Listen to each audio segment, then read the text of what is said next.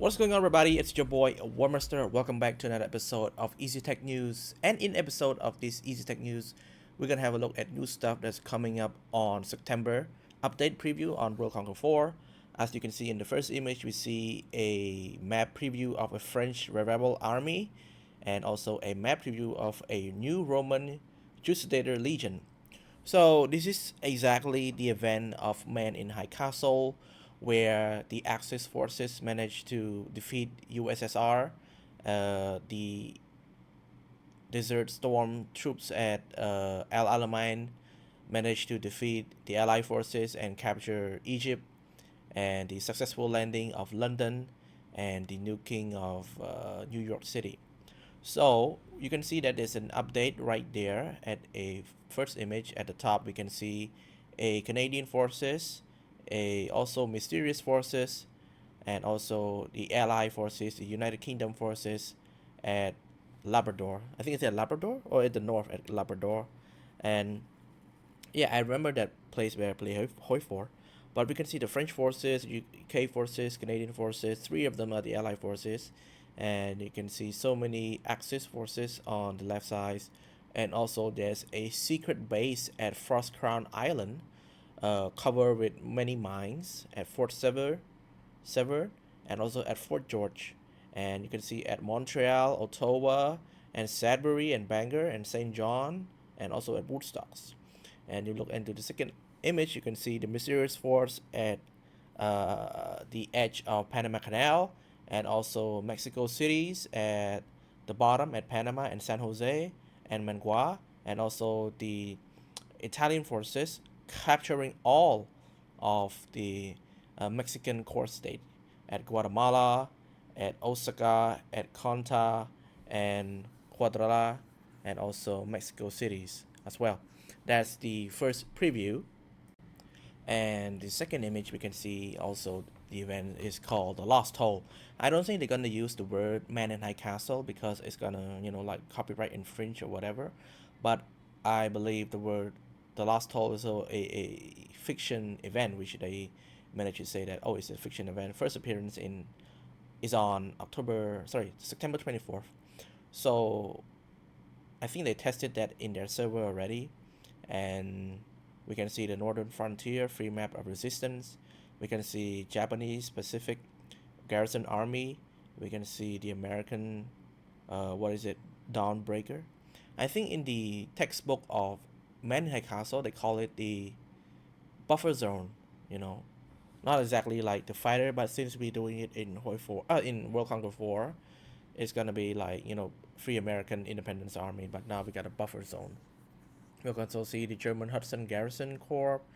We can see so many troops at New Orleans, at Houston, at Dallas. We can see Rommel at Dallas.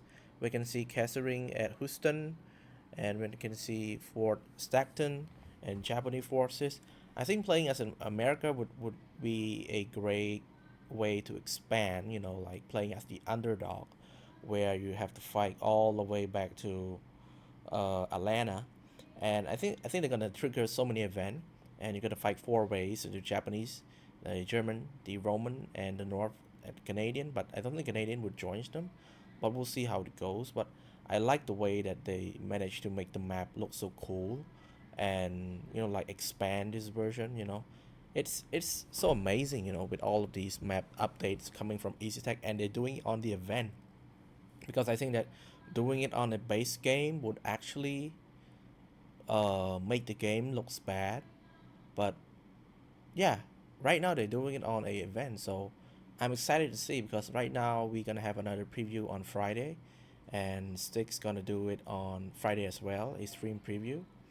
So yeah, we'll see about that. I think there's gonna be a lot of more to discover from EasyTech. So yeah, that's great. We also have another new mode Legend, which you can play as exciting battles of these Legend Division on historical battlefields.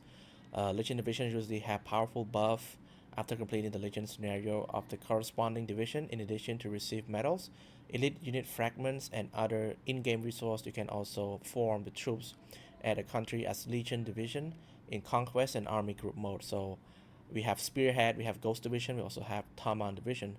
So I think with all of these will contribute to a lot more of how the gameplays work, because we have a Ghost Division unit that receives 3 plus mobility, armor unit for each friendly Ghost Division unit with 2 hex deal a additional 2% damage when attacking, and for infantry units, if any adjacent friendly Ghost Division unit has eliminate an enemy this turn, this infantry unit can move again, triggers 1 per turn, similar to Rogozovsky's. Artillery unit, if a adjacent friendly Ghost Division infantry unit is present, damage is plus 10%. I think that's gonna be a great way to let people enjoy the game. And we also see the preview of the Spearhead Division scenarios. The Spearhead is more of a American forces, and the Taman Division is more the Soviet forces. So we're getting a 3 version of this: the German, American, and the Soviets. So the Spearhead unit attack plus 10%, armor unit if adjacent friendly Spearhead infantry units present, critical damage plus 20%. And for infantry, for each friendly Spearhead unit with 2 hex, mobility plus 2. Artillery unit if adjacent friendly Spearhead unit is present, damage received minus 15%.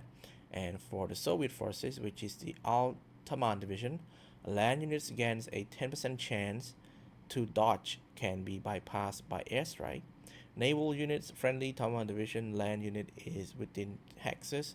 Ignore the mobility penalty when embarking, mobility plus 2. Artillery units for each friendly Taman division unit within hex, critical attack chance is 4%. And for the final one, infantry units, if adjacent friendly Taman division unit is present, range plus 1 but damage minus 50% at maximum range. I think this is such a good one because oh, we finally integrate real life stuff into the game without ruining the actual game, because I think the last time I talked to EasyTech, they said that it's something related with laws, because EasyTech is under Chinese company. So I think it's a law thing, like policy and regulations. But I believe this is a good sign, the way that EasyTech is moving World Conqueror 4 into another level. For almost 10 years now, they are doing such an amazing thing.